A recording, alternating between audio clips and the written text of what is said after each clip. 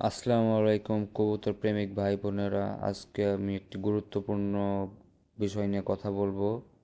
Oats খাওয়ালে আপনার কবুতরের কি কি উপকারিতা হবে সেটি নিয়ে আজকে কথা বলবো।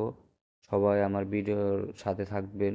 আমি সবাইকে দেখাবো কি কি সমস্যা দেখা দিলে আপনি কবুতরকে খাওয়াবেন এবং উপকারিতা কি ওটস। নাম্বার ১, পানি শূন্যতার অভাব দেখতে পারবেন। তো এটি কিভাবে বুঝবেন?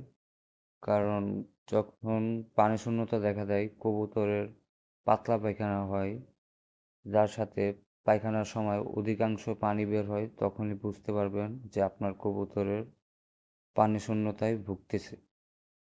নাম্বার ২, যদি আপনার কবুতর গরমের কারণে অধিক পরিমাণের বমি করে, তাহলে ওরসল্যান খাওয়াবেন।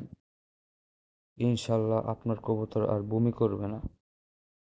৩ নাম্বার, আপনার কবুতর যদি গরমের মধ্যে সবসময় বা অধিক সময় ঝিমায়, তাহলে ওরসল্যান খাইয়ে দিবেন, ইনশাল্লাহ ঝিমানো বন্ধ হয়ে যাবে।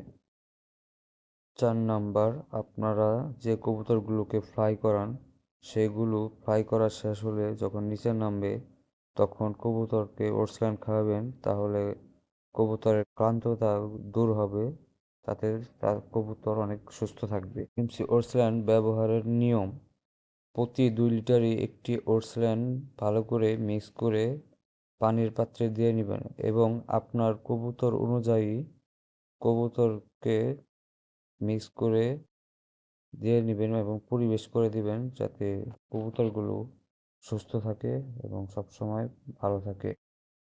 তো আপনারা দেখতে পাচ্ছেন আমার কবুতর অল্প থাকার কারণে ২ লিটার পানিতে একটি ওরসল্যান মিক্স করে পাত্রে আমি দিয়ে নিব। আমার পাত্র অনেক ময়লা থাকার কারণে পাত্রটি ধুয়ে একটু পানি দিয়ে দেবো, কারণ আমার ২ লিটার পানির বোতলটা একটু ছোট থাকার কারণে একটু পানি দিয়ে মিক্স করে খাইয়ে দিব। দেখতে পাচ্ছেন আমি মিক্স করে দিব, আর আমার কবুতরগুলো পানি খাওয়ার জন্য বেতে অনেকটা উতলা হয়ে পড়েছে, কারণ একটু আগে আমি খাবার দিয়েছি কবুতরকে। তো এখন আমি ওরসল্যানের পানিগুলো পাত্রের মধ্যে দিয়ে নিব, যাতে আমার কবুতরগুলো এখন খেতে পারে। দেখতে পাচ্ছেন কবুতর এসে গেছে পানি খাবার জন্য, কারণ একটু আগে খাবার দিয়েছি। তো বসে এখন খাবে। আপনারা সরাসরি দেখতে পারবেন যে কবুতর ওরসলানের পানি খাওয়া শুরু করে দিয়েছে, এর পানি কিভাবে খাচ্ছে। আর আপনার কবুতরগুলো ইনশাল্লাহ সুস্থ হয়ে যাবে ওরসলান খাওয়ানোর ফলে। আমার চ্যানেলটাকে সবাই সাবস্ক্রাইব করে দিবেন এবং আমার পাশে থাকবেন। আসসালামু আলাইকুম।